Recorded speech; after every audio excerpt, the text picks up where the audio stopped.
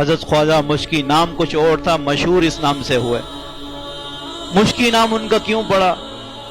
کہ ان کے جسم سے مشک کی خوشبو آیا کرتی تھی۔ مشک ہوتا ہے نا، مشک کی خوشبو آیا کرتی تھی۔ وہ مشک جیسے نبی کریم صلی اللہ علیہ وسلم نے فرمایا کہ جو روزے دار روزہ رکھتا ہے اس کے منہ سے جو اسمیل آتی ہے، جو ایک بو سی پیدا ہو جاتی ہے، اللہ رب العزت کو وہ مشک سے بھی زیادہ پسند ہے۔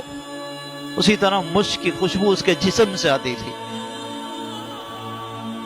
لوگوں نے پوچھا حضرت اتنے مالدار نہیں ہیں مگر یہ عطر کون سا استعمال کرتے ہیں کہ ان کے وجود سے اتنی خوشبو آتی ہے، ان کے کپڑوں سے، ان کے وجود سے۔ جس محفل میں داخل ہوتے ہیں وہاں خوشبو مہک جاتی ہے، مسجد میں داخل ہوتے ہیں مسجد مہک جاتی ہے، کسی کی گھر میں دعوت میں جاتے ہیں تو ان کی خوشبو آتی رہتی ہے۔ تو کچھ شاگردوں نے حضرت سے پوچھا کہ حضرت آپ کا نام بھی خواجہ مشکی ہے، آپ کس سلسلے سے ہیں؟ کیا آپ کا معاملہ ہے کہ آپ کے جسم سے، آپ کے کپڑوں سے خوشبو آتی؟ کون سا عطر آپ استعمال کرتے ہیں؟ فرمایا میں عطر استعمال نہیں کرتا، میں نے ساری زندگی عطر استعمال نہیں کیا۔ تو کہا یہ خوشبو کیسی؟ اللہ اکبر۔ فرمایا کہ ایک مرتبہ میں ایک گلی سے گزر رہا تھا، ایک بڑھیا نے مجھے آواز دی، گھر کا دروازہ کھلا تھا۔ اس بڑھیا نے کہا کہ میری طبیعت ناساز ہے یا کچھ بھی، مجھ پر اثرات ہیں، کیا ہے، تو آپ مجھ پر دم کر دیجئے۔ تو کہا میں نے بڑھیا اماں کو دیکھا، بڑھیا تھی، ضعیف تھی، میں نے کہا ٹھیک ہے میں کر دیتا ہوں۔ تو بڑھیا نے کہا یہاں باہر صحن پر بیٹھ کر دم کر دیجئے۔ کہتے جیسے میں اندر داخل ہوا، دم کرنے کے لیے بیٹھا تو جو دروازہ تھا بند ہو گیا۔ اتنے میں گھر کی جو ملکہ تھی وہ اندر سے آئی اور انہوں نے مجھے اندر بلایا اور کچھ گناہ کرنے کی ڈیمانڈ کی، کچھ گناہ کرنے کا کہا۔ فرمایا اللہ والے تھے، اللہ کا خوف تھا دل میں، کہا میں نے وہ گناہ کرنے سے انکار کر دیا۔ اس خاتون نے کہا میں اکثر و بیشتر تمہیں یہاں دیکھتے ہوئے گزرتی ہوں، دل فریفتہ ہوں تم پر، میری خواہش پوری کر دو۔ اس خاتون کو ان صاحب نے جواب دیا میں یہ گناہ نہیں کر سکتا۔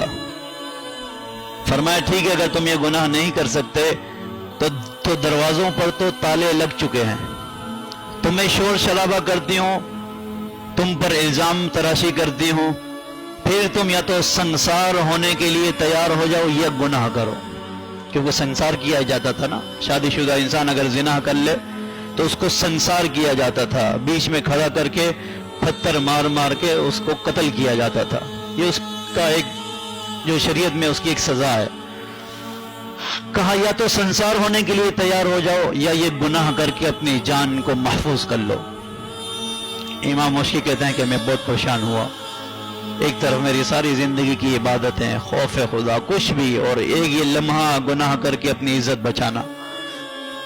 کہا کچھ سمجھ نہیں آیا، اللہ نے مدد کی، میں نے کہا میں نے قضاء حاجت کے لیے جانا ہے۔ قضاء حاجت کے لیے انہوں نے کہا سامنے چلے جاؤ۔ پرانے زمانے میں یہ باتھ روم، یہ جو سیوریج جو تھا نا سسٹم، یہ نہیں ہوا کرتا تھا۔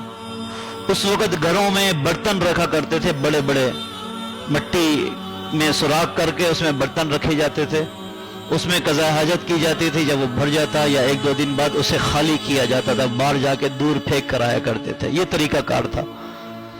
کام میں گیا، اندر وہ غلاظتیں ان گھر والوں کی پڑی تھی۔ میں نے اس غلاظت کو اٹھا کر اپنے منہ پر، اپنے جسم پر، اپنے کپڑوں پر مل لیا۔